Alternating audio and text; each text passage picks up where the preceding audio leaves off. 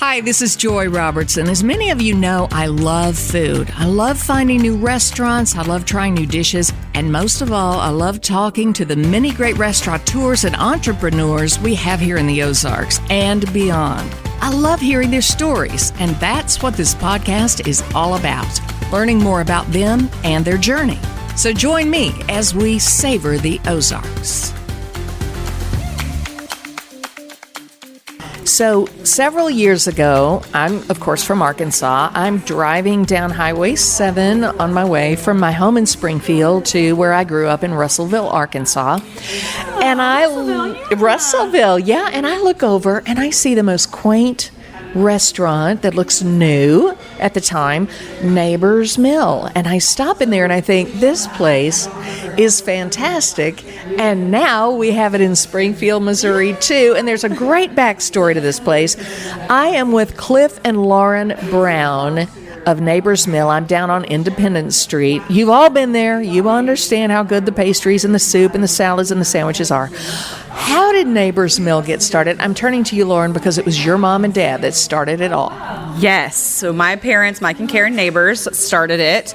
My dad had this dream to have a restaurant with a working mill and to bake bread and to serve coffee and pastries and sandwiches and the best soup, and but they had no restaurant experience, and so they decided the best way to learn how to open a restaurant would be to buy a restaurant franchise and teach themselves before they struck out on their own. And so in about 1997, 96, they bought a Dairy Queen in Harrison, Arkansas. So I grew up literally in the back of a Dairy Queen. And they owned the Dairy Queen for about 10 years and then felt like they were confident enough to build Nabors Mill. So in 2000, they broke ground. And my dad had actually bought the mill stones, which they use really until just a couple of years ago. They were using in the restaurant. He bought those in the 70s. So that's kind of how long he had this dream. Okay, the millstones. What do you mean by millstones? Well, Cliff can speak better to this, but we actually mill our grains on site, and so we have both locations have a mill here in the restaurant where we actually mill our grains, and the stones are what is actually milling the wheat, crushing it, grinding it into the wheat that we then turn or the flour, I should say, that we bake our bread with. So what did your mom and dad do before? Because it sounds like your dad particularly wanted to build the restaurant he wanted to eat. He wanted to eat at, right? He's like, this is the restaurant I want to go and dine. Yeah. I'm going to build it myself. Yes. So, and by the way, Nabors, their name is Nabors, so play on the name here. Nabors Mill was built by the Nabors, different spelling, but anyway. What did he do before? What did they do before they jumped off the cliff into this venture? Well, my dad is very entrepreneurial. He had started a couple of random businesses. My parents built a bed and breakfast together. They actually took down and moved a pre-Civil War log cabin from where it was located onto a different place on Gaither Mountain, and turned it into this gorgeous bed and breakfast. And so they did that together for many years, and my mom would bake the breakfast and deliver it every morning to the guests who were staying there. But my dad was in the corporate world. He was the head of HR for a company called McKesson, which you've probably heard of, and it was sold and bought and sold multiple times. And so after that, he just decided that's when he wanted to build he wanted to have his own business, and they wanted to do the restaurant. Okay, so he had a business background, but also a flair for hospitality. Yes. The bed and breakfast, for sure. Always hospitality, yes. Yes, he built a campground in the 70s. KOA campground. And then, yes, the bed and breakfast. And so, yes, always kind of with a bent towards the hospitality industry and just anything that was kind of, hospitable and welcoming. So, okay, I'm going to turn the mic to Cliff because we haven't even let you talk yet. How did you two meet? Did you walk up to the window at Dairy Queen and it was love at first sight? Yeah. Not with the peanut butter parfait, but with the girl that served it to you. Well, it's funny because I grew up in North Mississippi outside of Memphis in a town called Olive Branch. I went to school in South Mississippi at University of Southern Mississippi, and then I did my master's in New York City, which is where I met Lauren. So Wait, in New York City you met Lauren. Okay, that took a turn, right? Geographically, we grew up 5 hours away from each other, but we actually met in New York City. So I was up there doing school. Lauren was working in advertising. We met through my roommate who was hosting a Bible study, and we met through the Bible study, and that was it. There was really no going back after that. So I finished up my master's, and then we stuck around New York for another 4 or 5 years. Had the opportunity to open what would become the second location of Nabors Mill. And overnight, really, during that time, it went from just Mike and Karin being involved, doing Nabors Mill, and Mike having this dream, this bigger dream of Nabors Mill being franchised in more locations. And he asked Lauren and her brother Carrie if they were interested, if me and Lauren were interested at all in going into the family business, and we immediately said no. Oh, really? No. We were in New York. Carrie was working for the Parks Department, her brother, and we were all just like, nope, don't think we're interested. And then all within a year, it went from us saying absolutely not to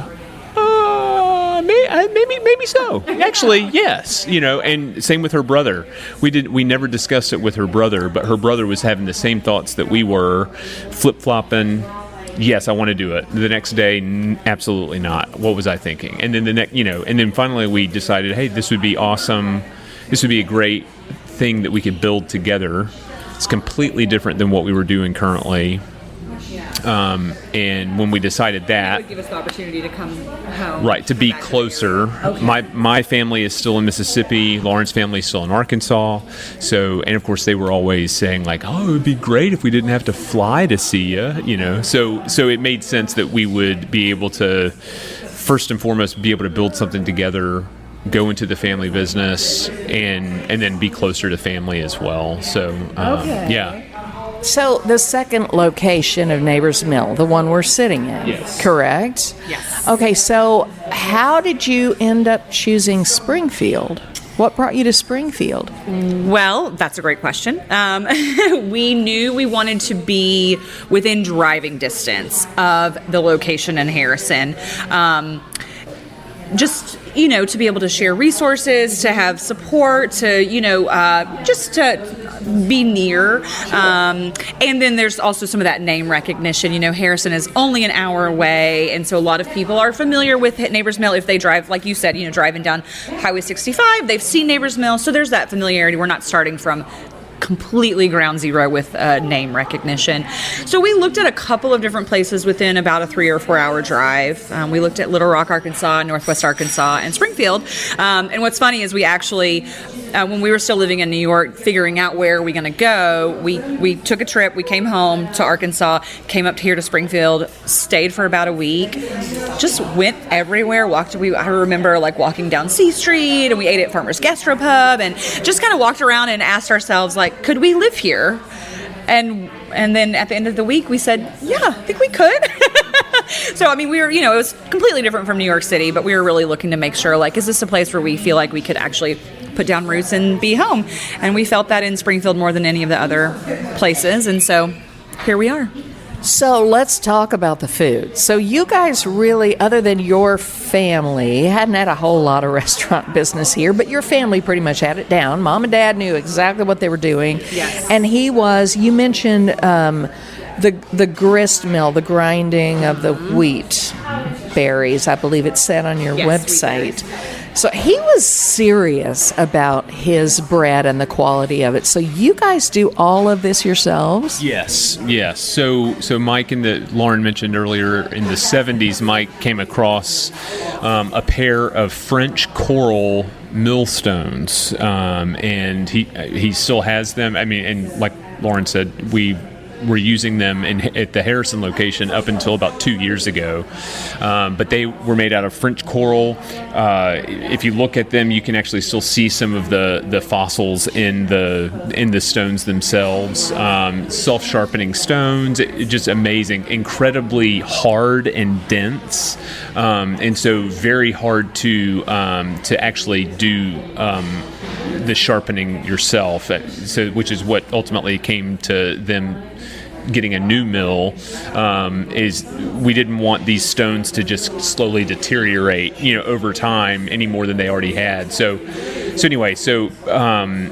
Mike knew that he wanted to do something with them. He bought them. He sat on them for a couple decades until he was like, this is it, And so he had a company send him essentially the mill without the stones, and they fitted the stones to the mill, and they used that up until about 2 years ago, and then moved to a millstone recently built called New American Stone Mills, so built up in the Northeast. So. Oh, okay. So then that happens somewhere in the Northeast, but all of the baked goods, it all starts with the fresh grinding in the mill, correct? Yes, absolutely, yeah. So the Harrison location and the Springfield location, we each have a mill room, and it is dedicated to housing our mill stones, and that is where we grind our wheat, spelt, and rye flours. We also supplement with white flour, unbleached, unbromated, but it is also stone ground. It's stone ground in a larger facility in Kansas by a company called Farmer Direct. And so 100% of the flour that we use at Nabors Mill, both in Harrison and Springfield, are all stone ground. So we're very excited about that. Well, you should be, and it shows in the bread. And you mentioned Farmer's Gastropub. Yeah. Andy Hampshire, I don't know if you heard his episode of Savor the Ozarks, but he actually mentions you because he talks about this is where the bread comes from, correct? Yes, we bake a lot of items for Andy, and he's one of our favorite partners because his menu is seasonal. It changes so often. He's so creative, and so he's always texting Clif like, "Hey, can you make me this?" And it's a fun opportunity for Clif and our bakers to sort of say like, "Yeah, let's figure it out." And so we've done all kinds of stuff for Andy, different buns and pretzel bites and all kinds of stuff. So he's one of our favorite wholesale partners, but we also have about 25. I'm looking at Clif to confirm that. About 25 wholesale partners. So other restaurants, we do a lot of grocery stores, so you can go into like Price Cutter and buy our bread. We do some stuff for Mama Jean's. We've got some coffee shops, a lot of places down in Branson that we deliver to once a week. So that's definitely a robust part of our business that a lot of people don't even know about, is a lot of our bread that we're baking is going out the door to other places. What time of day do you start this party every day? Because when you think of it being, it has to be crazy hours. Absolutely, yeah. So our bakers, they come in at 6 p.m. every night. We're open until 7 p.m., so there is some crossover between our bakers and our night crew. And so you'll see, if you come in towards the end of the day, you'll see our bakers there starting to scoop muffins and sweetbreads. So they come in at 6 p.m., and they're here until about 3 a.m., give or take the time of the year and that kind of thing. So we're going into our busiest time of the year, so those shifts get a little bit longer during October, November, and December. But yeah, 6 p.m. to about 3 a.m. generally. So our bakers are here. So. Okay, so it's a little bit like a newsroom. The producers of the morning show come in at like midnight, yes. And then then the on-air people come in about 3 or 4 a.m. Yeah. I don't work in news, but you would probably say those news producers are sort of their own breed, right? Oh, yeah. So we would say that with our bakers and most bakers too. It's a specific type of person, and they love working overnight. Maybe not love it, but they're geared for it, and they kind of have their own little subculture of baking and the things that they talk about and the music they listen to, and here in the middle of the night hanging out. So yeah. And when we hire bakers, we actually do a working interview with them, because that's one of the most important things, is making sure that all of our bakers kind of work together and fit, because it is a very unique position, and we want to make sure they all jive together. So we're always kind of making sure, like, is this a good fit for you? Are you a good fit for us? Because it's important. They're all here in the middle of the night. So, well, and you hear people say that they don't want to go out during the day. It's too people-y. Yep. And there are people who don't want to go anywhere that's people-y. Yes. Right? Absolutely. Yeah, that's a huge part of it too. Is if you're here during the day, obviously even if you were not necessarily customer facing, you are going to see customers, and so, but then there are also people who are, are not their cup of tea. I get that. I completely get that. But the bakers are here, and they love each other. they love fellow bakers. Sure, and they are the artists, and they are artists at work, and that we allow them to just do their thing, and get after it without any distraction of customers or anything like that. At least not directly. So yeah. Okay, so I wrote down the name of your best-selling bread, Neighbor's Best. That's the one that people say, I want the one with the seeds and the business in it. Correct? Who wants to tell me about the Neighbor's Best? Was that one of the originals that maybe your dad came up with? It was, yeah. And what's funny is, so the original name of that bread was Woodstock. And it was Woodstock for a long time, and we still have some OG customers who come in and say, can I get a loaf of Woodstock? And that's when we're like, you've been a customer for a long time because you know Woodstock. And it was Woodstock after Charlie Brown, right? Yes. Not after the music festival. Gotcha. Not after the music festival, but after Charlie Brown. So it was called Woodstock because it had all the nuts and seeds on it. We changed it because there was another bakery in Northwest Arkansas that also had a bread similar, and like a 9-grain bread that they called Woodstock. And so we just said, you know what, we want to distinguish ours a little bit more. So probably in 2015, 2016, we renamed it Neighbor's Best because it is our most popular bread. Okay. So, yeah, it's a 9-grain. Is that correct? Yeah. 8 grain.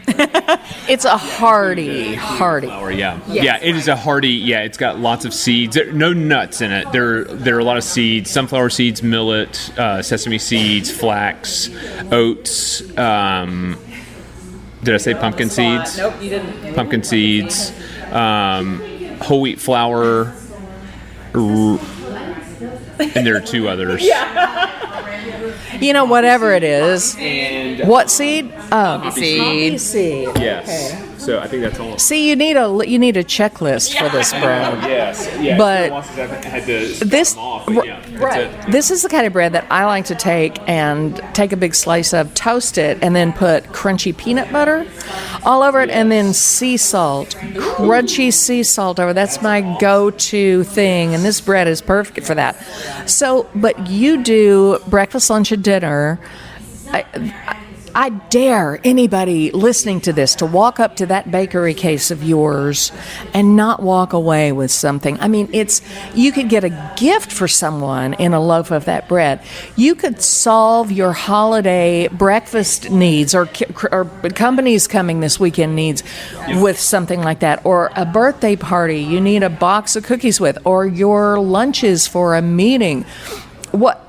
When is the busiest time? I would guess it's lunch. Would that be correct? Yes, lunch is by far our busiest day part.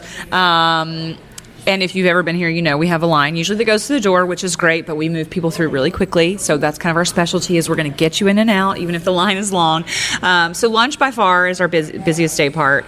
But then, the bakery, we try to keep our bakery counter full, from morning till night. So, obviously it dwindles throughout the day. So we're selling out of things.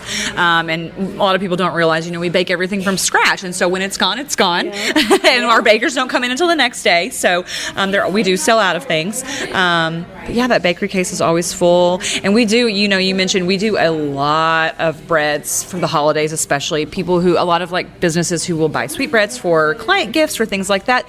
They do make a really nice gift. And we do a lot of holiday baking and cinnamon rolls for, Christmas morning, and pies for Thanksgiving and all of that stuff. So that's something people can always order ahead for. And when it comes to lunch, there's really something for everybody, because who doesn't love a good soup and sandwich? But your salads are just masterful. How often do you change up your menu? Do you dream up things? Do you kind of keep it the same as Harrison, or is it all up to you? Yeah, so we generally have the same exact menu as Harrison. We try and do a seasonal salad. Obviously, we have so many moving parts at Nabors Mill that it's sometimes difficult for us to switch up the salad every month. And so occasionally you'll just see, hey, they've got a new salad. They've not had a salad for 2 months, but hey, they've got one. And so, yeah, we try and switch up the salads as much as possible. We have a pretty thorough menu of soups that Becca, our kitchen manager, takes care of making. And then, of course, we've got the rotation of our grilled sandwich special, which is a way for us to utilize breads that we need to go through. Again, one of those, we try and have as little waste as possible. That's the restaurant's biggest enemy is waste. And so trying to, use up bread that we need to, as well as any other ingredients that we have, meats or cheeses or, other proteins or dressings or condiments that we make a lot of our condiments and dressings in-house. And so we want to move through those. And so the grilled sandwich special, that was like where we come up with those things is necessity, really. So great idea. And it's also good. You can make something crazy delicious and seasonal out of it, depending on how you dress it up, right? Absolutely, yes. We have a sandwich that people immediately see and they're like, I would never get that. And it's called the Pig Apple. And it's made on our apple cinnamon almond bread. And it's got bacon on it, ham and bacon. And it is delicious. It is so good. But it's, it's those kind of sweet and salty combinations that anytime we put it up on the menu, people come out of the woodwork for it. It's great. It's funny you should say that, because growing up in Arkansas, there was a place in Little Rock that had this fabulous peppered ham. And my brother used to always bring us from Little Rock a peppered ham, and I always insisted on putting it on the cinnamon raisin bread, just from the store. Yes. But I said, I'm telling you, you put the sweet and the salty together. The problem with that, you guys, is I will not stop eating all day, right? Because you go back and forth. Yep. Yes. Yeah, it's wonderful. Yeah, it's a great combo. So we try and play on all of those things, especially during the holidays, because that's when typically people don't really care about the sweets that they get into during the holidays. It's cooler weather outside. You give yourself a license to indulge. And we love to say, there's no calories if you eat it in here in store. Or if you eat it standing up. Exactly. Right. You can still get your steps and have a cinnamon roll. It's okay. So yeah. Yeah, exactly. Yes, right. Exactly. Right. So yeah, we always try and, to your point, what you said, with the bakery case, we always try and make it hard to get out the door without maybe a cookie or a sticky bun or a cinnamon roll. So, yeah.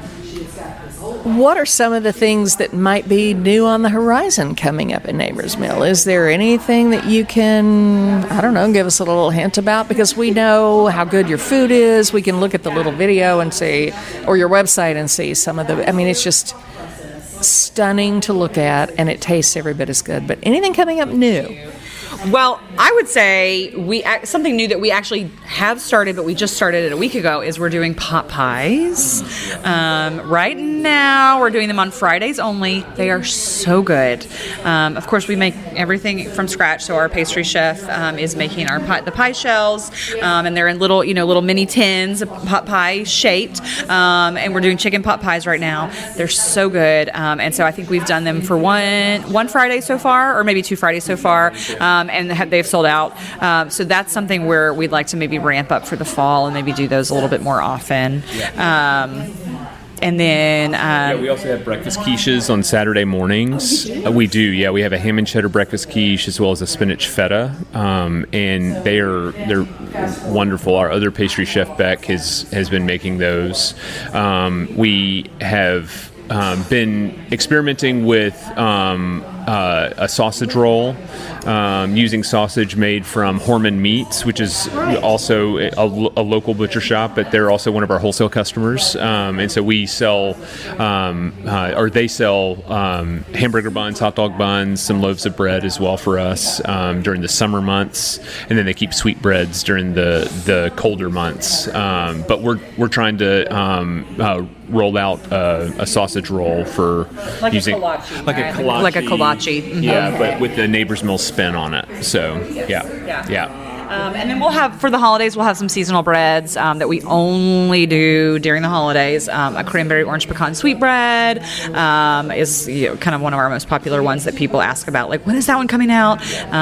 We'll do a fruit cake, which I have always said, like, ugh, fruitcake, gross. But we make an amazing fruitcake. We have people who are like, just call us when the fruitcake comes out. So we'll have some of those seasonal items. Gingerbread as well. Gingerbread, sweetbread. Yeah, we'll have, which we've made in the past, but it's made with applesauce, got molasses in it. It's delicious. It tastes just like the fall. Do you guys help come up with the recipes for these things? Do you have an idea? Suddenly you're thinking, I want to put cranberry on a sandwich, or I want to put honey on I don't know. Do you do that?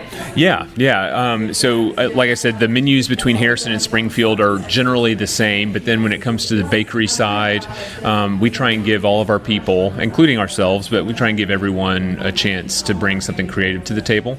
And so, our job is to, what can we say yes to? And so obviously that means we want to utilize things that we have in-house, but then also bringing in, intentional ingredients like Horman meat sausage, or using, this past summer we used some strawberries from a local farm, Stewart Farms up on the north side. So stuff like that, if we are able to come up with something new, or if one of our bakers comes up with something new, then we're like, yep, let's run it, let's try it. That's fantastic. Sometimes it doesn't work, and sometimes it's a delicious mistake. And it's still awesome. But we always try and come up with new things, not just me and Lauren, but also allowing other people to have their input and try new things. Yeah. Well, you have a great place here, and you have a wonderful staff. I know you're very proud of your staff. We are incredibly proud of our staff, and I think that's what we get compliments on. As much as our food, we get compliments on our staff. I can't tell you, people see me and say, "Are you the owner?" And I say, "Yeah," and they say, "You have the nicest staff," or "You have," it's so nice to interact with people who are friendly and they seem happy, and that's a nice change. And so we always, I feel really proud of that, almost more than anything. We do have a great staff. We have a lot of people who have been with us for a long time, and they care about Neighbor's Mill and the brand, and that means a lot to us. So I think if you come in, you'll experience that good customer service. That's really what we want to be known for. Right. You always do when you come in. And I think I misspoke earlier. I mentioned Highway 7. I think the one in Harrison is still on 65. Yes. But you got to fuel up before you hit 7, because 7's a little tricky. They run into each other. That's right. Yeah. So 65, Highway 65 in Harrison, you can't miss it if you're driving south. Right. Yeah. Okay. So if you're on East Independence here in Springfield, or if you're headed down toward Arkansas for a nice drive any time of year, check out Neighbor's Mill, and it's just so delicious. You know how it is. But anyway, thank you so much, Lauren and Clif Brown, for taking the time to be part of Savor the Ozarks. We appreciate you. Yeah, thank you so much. This has been fun, Joy. Thank you so much. It's been great. Thank you.